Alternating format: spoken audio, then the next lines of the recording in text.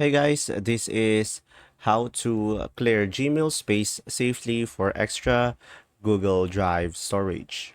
So guys, in order for you to do this, just simply go to your Gmail and click on the search bar over here and just simply search for has and double colon and search for attachment and now a space bar and now click on larger and double colon again, and from here just provide a file size. So let's say I'm gonna go for 1 MB, or you can go for 5 MB or 10 MB, so it will be depending on you.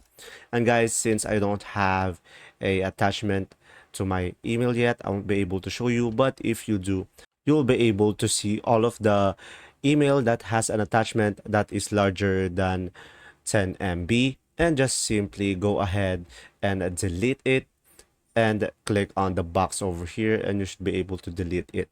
And now I recommend that going over to the more over here and go to the trash and just simply click on empty trash now. So guys, this will empty out your Google Drive space, and from there you should be able to fix the issue and click on OK. And there you go. If this video was helpful, please like and subscribe, and thanks for watching. See ya.